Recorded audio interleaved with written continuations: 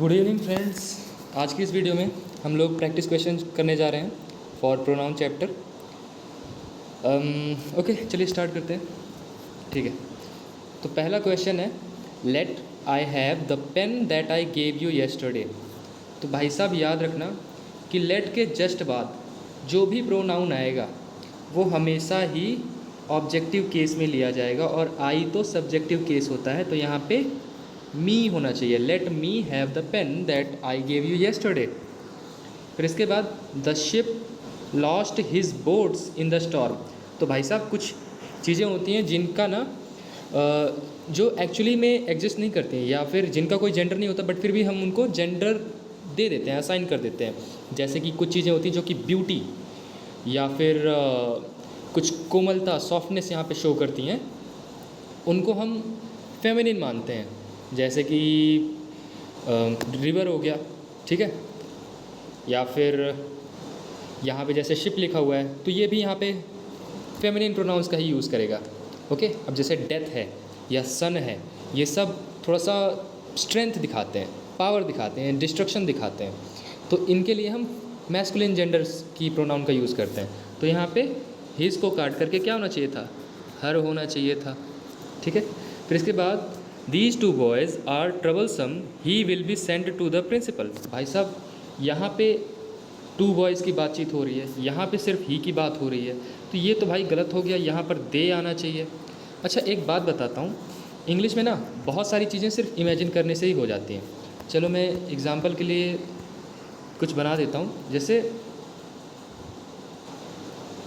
ये कोई एक पर्सन है,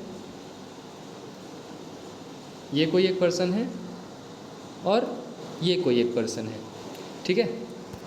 अब जैसे ये सेंटेंस है, these two boys are troublesome, he will be sent to the principal. तो भाई साहब ये बताओ, ये जो सेंटेंस है किसी ने तो बोला होगा, और ये सेंटेंस बोलने वाला इन दोनों बॉयज़ के अलावा कोई तीसरा पर्सन ही है, ठीक है। सपोज करते हैं हम ही हैं, ओके। तो इस फिगर में मान लेते हैं कि इन दो लड़कों की बात हो रही है और ये हैं हम। तो हमने बोला कि these two boys are troublesome and he will, क्या है, ही विल गेट पनिश्ड और call to sent to the principal, he will be sent to the principal.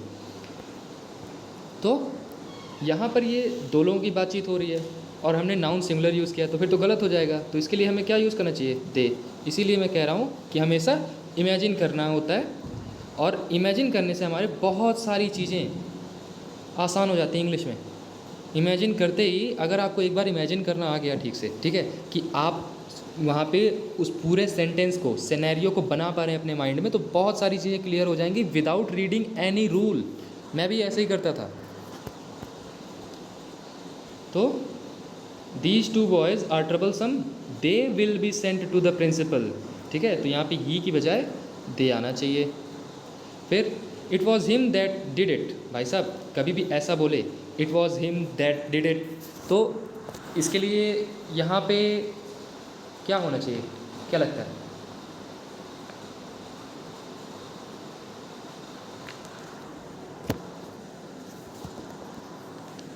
कोई आइडिया? तो देखो यहाँ पर ये बात की जा रही है, फिर से वही इमेजिन करने वाले सिनेरियो पे चलते हैं कि इस बार सिर्फ ये एक ही पर्सन है, ओके, और ये कह रहा है कि it was him that did it. तो भाई साहब किया इसने है, सब्जेक्ट भी इसी को बनाना पड़ेगा। तो यहाँ पर इस सेंटेंस में इसको ऑब्जेक्ट क्यों बना के रखा गया यार, ये तो गलत हो जाएगा ना। तो इट से कभी भी कोई सेंटेंस शुरू हो कि इट वॉज हिम या फिर इट वॉज ही, तो उसके केस में देख लेना कि भाई साहब जो इट वॉज के बाद या इट इज़ के बाद जो भी प्रोनाउन आ रहा है वो सब्जेक्ट की तरह आ रहा है या फिर ऑब्जेक्ट की तरह आ रहा है, ठीक है, और उसको आना किस तरह चाहिए, उस हिसाब से हम इसको सॉल्व कर लेंगे। तो इस हिसाब से तो भाई इसको यहाँ पे सब्जेक्टिव केस में रखना चाहिए था, it was he that did it, okay. इसी तरह से एक और यहाँ पे सेंटेंस लिया जा सकता है एग्जाम्पल में कि it was he that topped the exam, this is the same story which I heard last night. तो भाई साहब इसके बारे में बताइए। इसमें अगर आइडिया आ रहा हो आपको तो इसके लिए मैं एक चीज़ बताता हूँ कि कभी भी किसी, यहाँ पे देखो दो क्लॉज हैं, ये विच इन दोनों सेंटेंसेस को जोड़ रहा है, फिर दो क्लॉजेस को जोड़ रहा है। इधर this is the same story और इधर आई हर्ड लास्ट नाइट, ठीक है।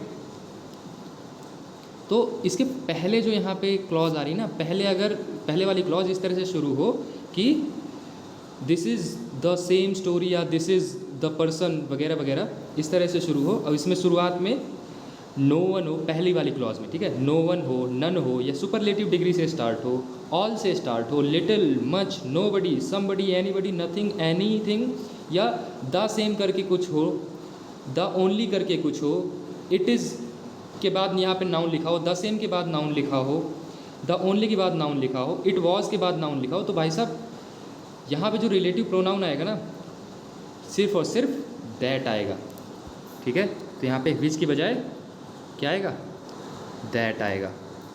फिर से बता देता हूँ कि जब भी यहाँ पे दो क्लॉजेस जुड़ी हुई हों, किसी रिलेटिव प्रोनाउन से जोड़ना हो उनको, तो पहली क्लॉज में अगर इस तरह लिखा हो कि द सेम, या it is the same person, या फिर it is the person, it was के बाद नाउन लिखा हो, या फिर सुपरलेटिव डिग्री हो स्टार्ट में, ऑल लिखा हो शुरुआत में यहाँ पे पहली क्लॉज में, तो इन सब चीज़ों के लिए हम सिर्फ और सिर्फ दैट वाली रिलेटिव प्रोनाउन का ही यूज़ करते हैं। Husband and wife are two important wheels of the life, they should always love one another. भाई साहब वन अनदर ना दो या दो से ज़्यादा लोगों के लिए यूज़ किया जाता है, ठीक है। अगर सिर्फ दो लोग हैं तो उस केस में तो भाई ईच अदर यूज़ होता है, ईच अदर, ओके। तो यहाँ पे गलती क्या होगी, वन अनदर गलत हो जाएगा, इसकी जगह पे ईच अदर लिखेंगे, क्योंकि ईच अदर ही होता है जो कि यहाँ पे दो लोगों के लिए यूज़ होता है pronoun. The magistrate and collector has यहाँ पे टेंडर्ड होना चाहिए था, हैज़ टेंडर्ड देयर रेजिग्नेशन। तो यहाँ पे देखो द मैजिस्ट्रेट एंड कलेक्टर, मैंने आपको यहाँ पे द वाला आपको पिछली प्रैक्टिस क्लास में बताया था कि यहाँ पे अगर दो नाउन्स एंड से जुड़े हों और उसमें सिर्फ और सिर्फ पहली नाउन के पहले ही दा लगा हो, तो इसका मतलब है कि ये दोनों पर्सन ही सेम है, यानी कि ये एक ही आदमी है, ठीक है। अब एक ही आदमी यानी कि सिंगुलर है, अब सिंगुलर के लिए तो सिंगुलर वर्ब और सिंगुलर प्रोनाउन यूज़ होना चाहिए। यहाँ पे देयर यूज़ कर लिया प्लूरल प्रोनाउन, यहाँ पे इसने गलती कर दी, तो यहाँ पे हिज होना चाहिए इसके हिसाब से। The magistrate and collector has tendered his resignation. Mohan along with his friends has absented themselves from the class because the teacher was not teaching properly। भाई साहब कभी भी ऐसा लिखा हो, Mohan along with somebody, along with his parents, along with जो भी हो, ठीक है, भाई वगैरह, तो यहाँ पे ना एक्चुअली में हम बात सिर्फ और सिर्फ मोहन की कर रहे हैं, ये लोग तो बस साथ में आ गए इनके। तो जो भी वर्ब आएगी, जो भी प्रोनाउन आएगी, वो मोहन के लिए आएगी, इनको कंसीडर नहीं करना है, ठीक है।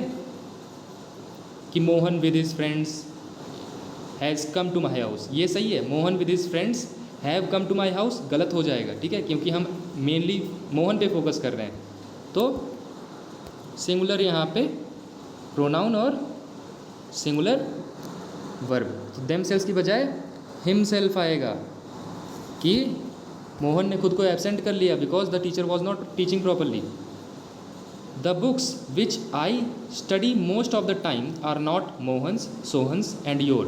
भाई साहब इसका सेंस लगाओ, तो यहाँ पे सेंटेंस कहना क्या चाहता है कि ये जो बुक्स मैं पढ़ता हूँ मोस्ट ऑफ द टाइम, ये ना तो मोहन की है, ना सोहन की, ना तुम्हारी है। तो भाई ये मोहन की ठीक है, ये सोहन की ठीक है, अब ये योर ना प्रोनाउन नहीं होता है यार, योर होता है एडजेक्टिव, यहाँ पे प्रोनाउन लगाना है, पॉजेसिव प्रोनाउन, और पॉजेसिव प्रोनाउन होता है यू का योर्स, ठीक है। तो यहाँ पे इसको काट करके योर्स लिखना पड़ेगा, ठीक। फिर any of the two girls has paid her dues timely and has managed to attend the class. इसके बारे में बताइए भाई साहब। तो यहाँ पर any of the two girls, क्या मिस्टेक आपको लग रही है यहाँ पे?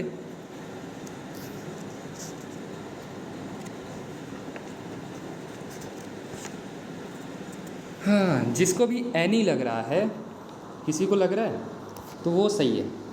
एनी की बजाय हम यहाँ पर कुछ और प्रोनाउन का यूज़ करेंगे, क्योंकि एनी का ना हम सिर्फ और सिर्फ इंट्रोगेटिव में ही यूज़ करते हैं, इंट्रोगेटिव सेंटेंस में ही यूज़ करते हैं। जैसे कि did you bring any of your friends, ठीक है, यहाँ पर तो इसने असर्टिव में कर लिया है तो फिर गलत हो जाएगा। यहाँ पर ऐसा कर लो, नीदर कर लो, neither of the two girls has paid her dues timely and has manage to attend the class regularly, ठीक है। या फिर यहाँ पे इसको काट करके अपने हिसाब से कुछ भी यहाँ पे एडजस्ट कर सकते हो, लेकिन ये तो पक्का गलत है, एनी तो पक्का गलत है। whomever comes late will not be allowed to mark his presence in the register। तो भाई साहब late, whomever comes late, comes verb है, इसको करने वाला कोई होना चाहिए, whomever, तो ये तो भाई ऑब्जेक्टिव केस है, सब्जेक्टिव केस लगाना चाहिए था ना, तो यहाँ पे whomever के बजाय whoever आएगा, whoever, ये सही हो जाएगा। फिर in most of the schools one does not try to cope with the situation when his efforts prove useless. भाई साहब तुम्हें कभी भी सेंटेंस में वन दिख जाए तो आगे पीछे की प्रोनाउंस को चेक करना क्या वन के हिसाब से ही आ रही है कि नहीं, ठीक है। तो वन यहाँ पे सब्जेक्ट है तो इसका ऑब्जेक्ट भी वन के हिसाब से ही आएगा, या फिर पोजेसिव प्रोनाउन भी इसी के हिसाब से आएगा, तो हिज की बजाय वंस आएगा, okay. Day before yesterday he offered me 2 books related to his journey but I took none. यहाँ पे नन गलत है, क्योंकि नन का यूज़ हम करते हैं जब 2 या 2 से ज़्यादा हो, लेकिन दो में से ही किसी एक को चूज़ करना हो, ठीक है, और हमने किसी एक को भी चूज़ ना किया हो, तो उस केस में नीदर का यूज़ करते हैं। तो यहाँ पे क्या हो जाएगा, day before yesterday he offered me 2 books to his journey but I took neither. All who have come are preparing for the examination which will take place next week। इसका बताओ।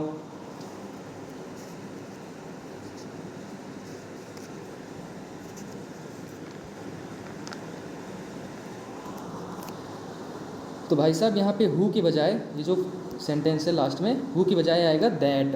all that have come to prepare, that have come are preparing for the examination which will take place next week. मैंने अभी कुछ ही देर पहले बताया था कि कभी भी हमें रिलेटिव प्रोनाउन के पहले इस तरह के वर्ड्स आ जाएं कि ऑल आ गया, सेम, द सेम आ गया, इस तरह के वर्ड्स की वजह से हम यहाँ पे जो भी प्रोनाउन यहाँ पे रिलेटिव प्रोनाउन यूज़ करनी होती ना 2 क्लॉजेस को जोड़ने के लिए, तो हमेशा दैट का ही यूज़ करते हैं। तो ऑल हु के बजाय दैट आएगा।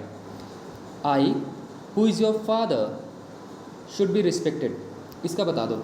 किसी ने अगर बता दिया है इसका सही तो वो ठीक से काम कर रहा है उसकी बुद्धि, ठीक है। इसी के लिए मैं इसको हिंट देने की कोशिश करता हूँ।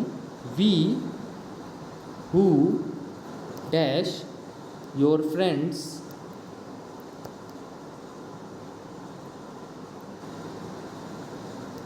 विल कम, यहाँ पे क्या लगाएं, we who dash your friends will come to your marriage, या फिर जो भी तुम समझना चाहो।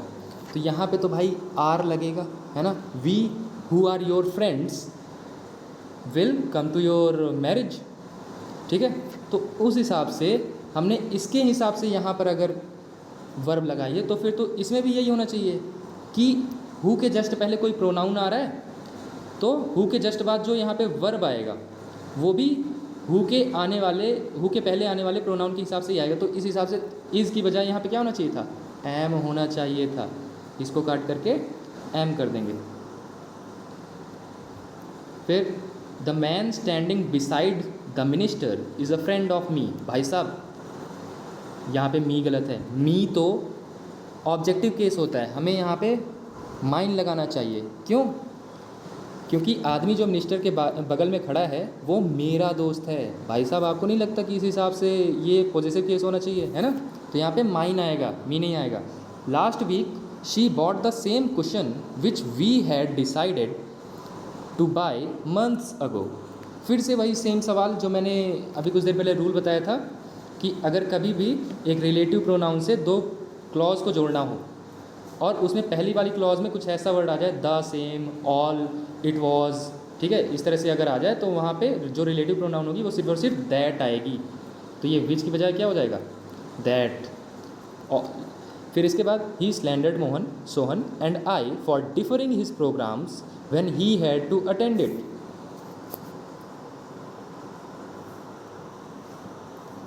तो एक चीज़ बताता हूँ कि जब भी कुछ बुरा काम हो रहा है और उसकी रिस्पॉन्सिबिलिटी लेनी हो और उसमें भाई साहब 3 लोग हों, जिसमें कि 3 लोग कैसे, एक तो फर्स्ट पर्सन जिसमें कि मैं खुद या फिर मेरे दोस्त, ठीक है, फिर इसके बाद सेकंड पर्सन यू, फिर इसके बाद थर्ड पर्सन, ठीक है।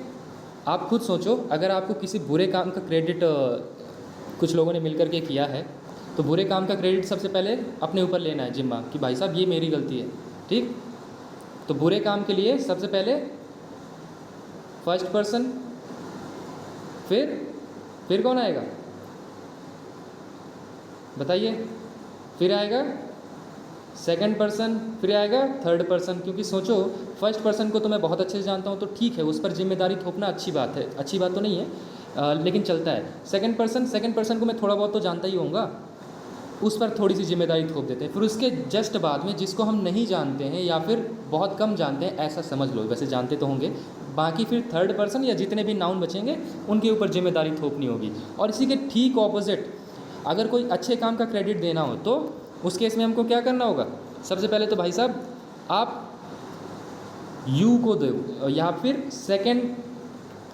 सेकंड पर्सन को यहाँ पे आप अच्छे काम का क्रेडिट दोगे, फिर इसके बाद थर्ड पर्सन को, और सबसे अंत में अपने आप को क्रेडिट दोगे अच्छे काम के लिए, ठीक है। कोई अच्छा काम है, एक्साइटिंग काम है, okay.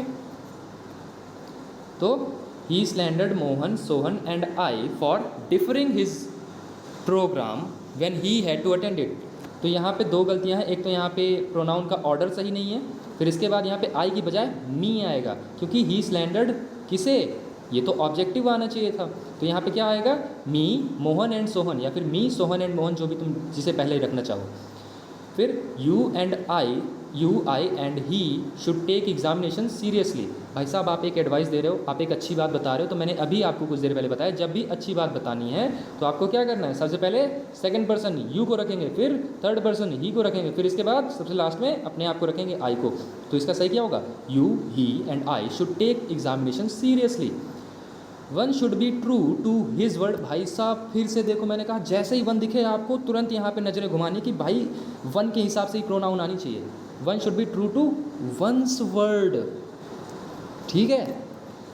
You and he should not waste his money. भाई कभी भी ऐसा आ जाए कि यू एंड ही या फिर I and he should not do this do that वगैरह वगैरह, तो उसके केस में अगर इस तरह से आए, दो प्रोनाउंस यहाँ पे लगी हुई हैं एंड के साथ में, तो जो भी पहला प्रोनाउन है, ठीक है, उसके हिसाब से हमको आगे की प्रोनाउंस यूज़ करनी। तो यहाँ पे हिज की बजाय क्या आना चाहिए, हिज की बजाय योर आना चाहिए।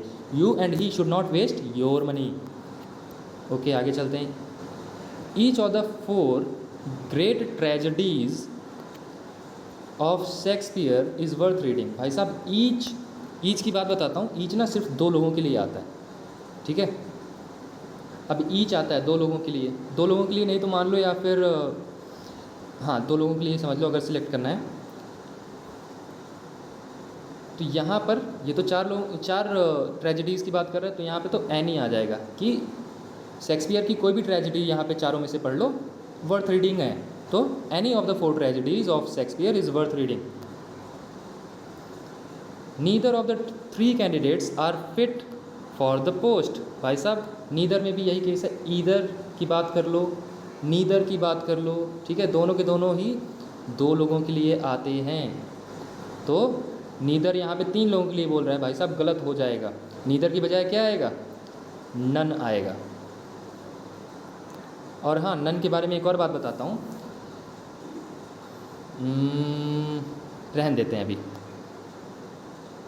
The gambling stall was a grand success because almost every one tried there luck. भाई साहब कभी भी आपको यहाँ पे इनडेफिनिट प्रोनाउन या फिर इस तरह से आ जाए एवरी वन, एवरीबडी, इस तरह से आए ना, तो उसके लिए प्रोनाउन जो यूज़ करनी है ना, हमेशा ही सिंगुलर में हिज वाली करनी है, हिज, ही, हिम, ठीक है। तो यहाँ पे ट्राइड पे लगा दिया मार्क, यहाँ पे देयर की बजाय हिज होना चाहिए। Who of the 2 is joining the team. भाई साहब मैंने आपको पहले भी बताया था कि जब भी यहाँ पे कुछ चीज़ें गिवन हैं, ठीक है, कुछ ऑप्शन है आपके पास, इसमें से कुछ आपको उठाना है, तो आप कैसे पूछोगे, विच ऑफ दीज। तो विच का यूज़ करते हो आप, तो इसके हिसाब से यहाँ पे क्या आना चाहिए, which of the 2 is joining the team. The person which was recommended for the position did not fulfil the prescribed qualification. बताओ भाई, विच के बारे में एक और बात बताता हूँ। विच ना नॉन लिविंग थिंग्स के लिए यहाँ पर रिलेटिव प्रोनाउन का काम करता है, ठीक है। अगर विच एक रिलेटिव प्रोनाउन की तरह काम कर रहा है और इसके ठीक पहले एक सब्जेक्ट आया है जो कि लिविंग है, तो वहाँ पे विच की बजाय हु आएगा, ठीक है। अगर नॉन लिविंग होता, जैसे कि यहाँ पे बुक होता, the book which was recommended to me is worth reading, वो ओके होता। लेकिन यहाँ पे पर्सन की बात कर रहा है तो भाई यहाँ पे हु आएगा, ठीक। It is the if the mentor is efficient the students will definitely be impressed by them. फिर से पढ़ो भाई, if the mentor is efficient, बात किसके बारे में कर रहा है? मेंटर के बारे में कर रहा है। मेंटर तो अकेला है यार, तो यहाँ पे देम क्या कर रहा है? प्लूरल प्रोनाउन, यहाँ पे तो हिम आएगा, ठीक है। कभी भी आपको इस तरह से प्रोनाउन लगानी हो तो नंबर और केस ज़रूर चेक कर लिया करो। एवरीबडी हैज़ देयर, फिर से भाई साहब मैंने आपको बताया था कि एवरीबडी, एवरीवन, इस तरह की अगर प्रोनाउन आती है तो उनके साथ में देख लेना नंबर जो होता है सिंगुलर ही आएगा। तो यहाँ पे क्या आना चाहिए? देयर की बजाय इसमें हिज आना चाहिए था। Everybody has his own drawbacks to deal with, neither of the two accused accepted the charges levelled against them. बताइए इसमें क्या है?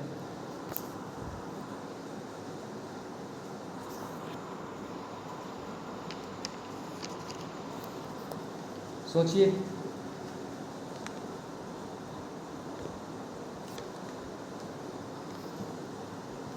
नीदर का मैंने अभी कुछ ही देर पहले बताया कि नीदर कैसा होता है? सिंगुलर होता है। नीदर एक की बात करता है और यहाँ पे इसने देम लगा दिया प्लूरल। भाई साहब इतनी छोटी छोटी मिस्टेक देता है वो, और आपको पहचान में नहीं आती हैं, ठीक है। और ये सब आएगा कैसे? प्रैक्टिस से। Each of the dresses that she purchased from an online store have their own speciality. इसको जिसने बता दिया भाई साहब बहुत बढ़िया चल रही है उसकी English. Each of the dresses that she purchase from an online store have their own speciality. इसका मैं बताता हूँ। ईच का देखते ही हम ये तो समझ गए कि ये इसमें जो भी प्रोनाउंस आएंगी, जो भी वर्ब्स आएंगी, सब की सब सिंगुलर आएंगी। तो यहाँ पे एक्चुअली दो मिस्टेक्स हैं। यहाँ पे ईच के साथ में हैव की बजाय हैज़ आना चाहिए था, और ये देयर तो भाई साहब प्लूरल होता है, इट्स आना चाहिए था। इट्स क्यों आ रहा है? हिज क्यों नहीं आ रहा है? क्योंकि भाई हिज पर्सन्स के लिए यूज़ होता है। इट नॉन लिविंग थिंग्स, कीड़े मकोड़े, उनके लिए यूज़ होता है, ठीक है, ध्यान देना। He is the officer who I know has taken, ये राइट की जगह ब्राइब कर लो, ठीक है। यहाँ पे राइट की जगह पे ब्राइब है। He is the officer of who, यार इस सेंटेंस को छोड़ देते हैं, ठीक है। वैसे यहाँ पे इसका सही बनेगा he is the officer whom I know has taken bribe from several people. I and my sister have planned to surprise our parents tonight by sudden arrival. भाई साहब कुछ देर पहले मैंने आपको बताया था कभी भी अच्छी बात करनी हो तो क्रेडिट सबसे पहले आपको अपने ऊपर नहीं लेना है, सामने वाले को देना है। सामने कौन होता है? हमेशा ही यू होता है जिससे आप बात कर रहे होते हो, सेकंड पर्सन होता है। तो अगर वो भी नहीं है तो बाकी जितने लोग बचे उनको दे दो। तो यहाँ पे आई एंड माई सिस्टर की बजाय my sister and I have planned to surprise our parents, ठीक है। फिर it is a matter of pride लिख दिया मैंने यहाँ पे प्राइड की बजाय। यार ये वॉइस वाला थोड़ा सा कल से देखना पड़ेगा। It is a matter of pride, pride मैंने लिखा हुआ था, यहाँ पे प्राइड लिख गया गलती से। It is a matter of pride for him that he has never accepted any help from their own parents. भाई साहब ये बताइए, ये पेरेंट्स किसके पेरेंट्स की बात कर रहा है? ही के पेरेंट्स की बात कर रहा है। तो ये ही के पेरेंट्स के लिए देयर पेरेंट्स कहाँ से आ गया है? हिज पेरेंट्स आएगा ना, ठीक है। इसीलिए मैं कहता हूँ कि आपको इमेजिन करना बहुत ज़रूरी है। The lecture session was very inspiring for them who were preparing for different competitions. बताइए।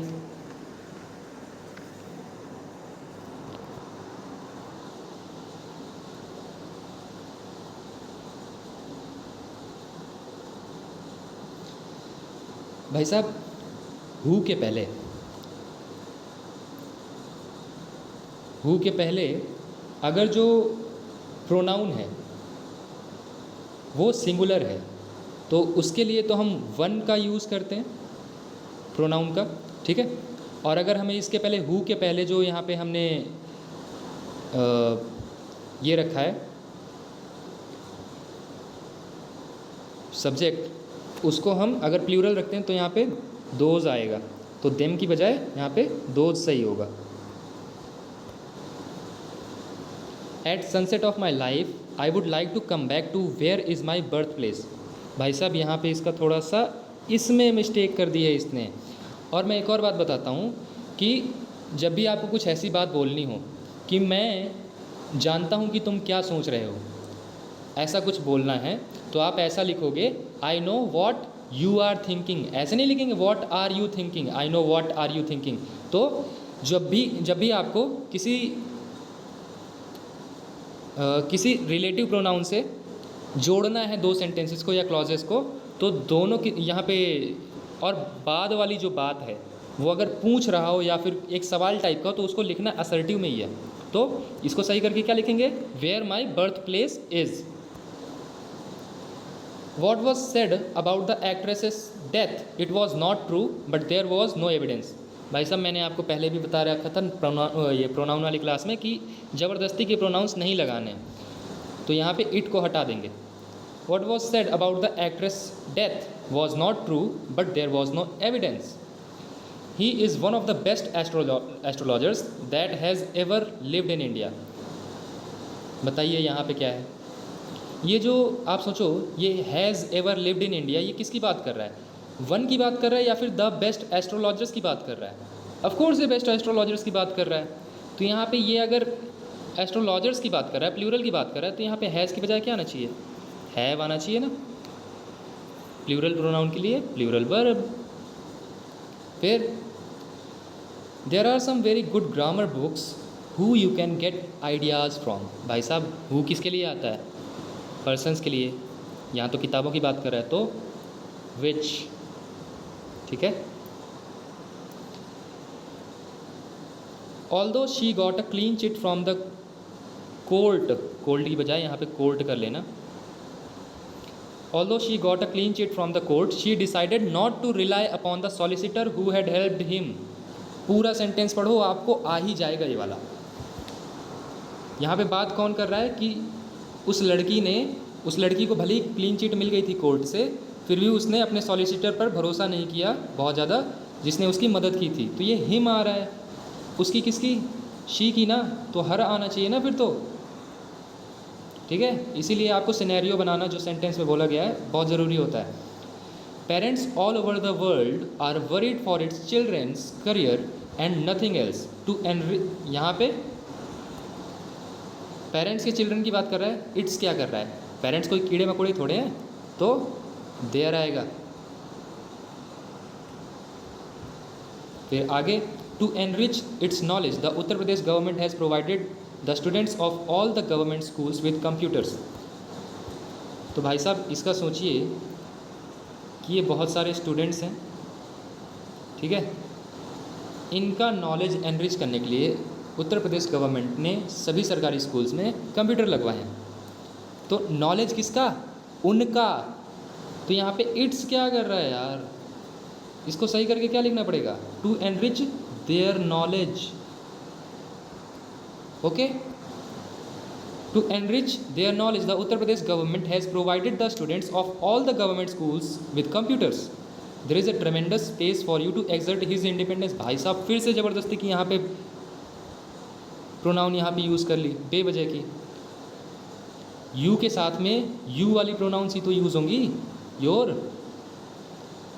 We have to look at every aspect of the problem to see why they are happening, ठीक है। आप यहाँ पे देखो, we have to look at every aspect, हमें हर एक एस्पेक्ट पर देखना होगा प्रॉब्लम के कि वो क्यों हो रही है। भाई साहब एक प्रॉब्लम की बात कर रहा है, तो यहाँ पे प्लूरल वर्ब और प्लूरल प्रोनाउन क्या कर रही है, वाई इट इज़ हैपनिंग। एक प्रॉब्लम तो एक प्रोनाउन और एक singular he verb. Even after spending years with you in the same flat for many years, I fail to understand that is the reason behind differences with your parents। तो यहाँ पर that की बजाय तो what आएगा, ठीक है। that की बजाय क्या आएगा, what आएगा। और फिर इसके बाद एक और यहाँ पे गलती है, मैंने अभी कुछ ही देर पहले बताया था कि आपको कभी दो क्लॉजेस को जोड़ना हो एक रिलेटिव प्रोनाउन से, और वहाँ पर दूसरे वाले क्लॉज में आपको कुछ सवाल जैसा पूछना हो। जैसे कि यहाँ पे क्या लिखा हुआ है कि इतने साल तुम्हारे साथ सेम फ्लैट में बिताने के बाद भी मुझे ये नहीं समझ आता कि तुम्हारे जो डिफरेंसेस तुम्हारे पेरेंट्स के साथ में उसका रीज़न क्या है। तो सवाल ही तो जैसा पूछ रहा है ये। तो जो भी यहाँ पे ये रिलेटिव प्रोनाउन की बात लिखी है ना, इसको यहाँ पे is the reason behind with your parents की बजाय what the reason is behind differences with your parents. What the reason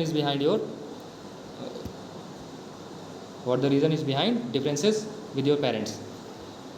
The principal and the chairman of the school are trying their best to improve the standard of the school। भाई साहब बताइए, ये नहीं बता पाए तो नाक कटवा ली यार, क्या कहें अब। सोचो।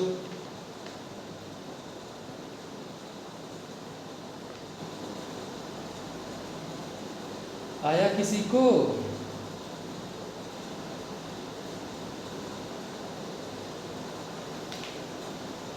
तो यहाँ पे जो ये सेंटेंस है ये तो भाई साहब बिल्कुल करेक्ट है, नो एरर है इसमें, ठीक है, सब कुछ सही है। देखो the principal and the chairman दो अलग अलग लोग हैं, तो यहाँ पे वर्ब भी प्लूरल, प्रोनाउन भी प्लूरल, बाकी सब कुछ भी सही लग रहा है, ठीक है।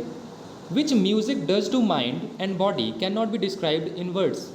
यहाँ पे क्या कहना चाहता होगा, जो म्यूजिक हमारे माइंड और बॉडी के साथ करता है ना, उसको वर्ड्स में एक्सप्रेस ही नहीं किया जा सकता, डिस्क्राइब नहीं किया जा सकता है। तो भाई साहब विच तो बहुत ही सिलेक्टिव चीज़ों के लिए यूज़ किया जाता है, और व्हाट इनफाइनाइट पॉसिबिलिटीज़ के लिए, ठीक है। तो यहाँ पे विच की बजाय व्हाट आता है, ठीक है। The price of silver has risen up to 50,000 rupees. यहाँ पे इसको राइजन लिख लेना, risen up to 50,000 rupees a kilogram. What is thrice its price in 1970। तो इस केस में तो भाई साहब विच आएगा, क्योंकि यहाँ पे बात किसकी कर रहा है, प्राइस की कर रहा है ना। ये वॉट किसको यहाँ पे दिखा रहा है, प्राइस को ही तो बता रहा है ना। और प्राइस कैसा है, लिविंग है क्या, तो उसके लिए वॉट अगर नहीं है तो फिर उसके लिए वॉट क्यों यूज़ करना, विच यूज़ करेंगे, ठीक है। फिर इसके बाद आता है Nobody agreed to give their pen to the peon who wanted to write an application। भाई साहब nobody, everybody, everyone, no one, ये सब तो सिंगुलर होते हैं। प्लूरल प्रोनाउन क्या कर रहा है, इसकी जगह पे हिज कर लेंगे। फिर यहाँ पे ऑफ पर्सन की बजाय वन पर्सन, ओके इसको काट दो। My father will not accept any laxity as this is our dream project and his entire future depends on it। Are की जगह पर his आएगा। My father will not accept any laxity as this is his project, क्योंकि ये father का project है, ठीक है। and his entire future depends on it। ठीक है, तो आज की क्लास में इतना ही, फिर कभी मिलते हैं नेक्स्ट क्लास में, बाय बाय।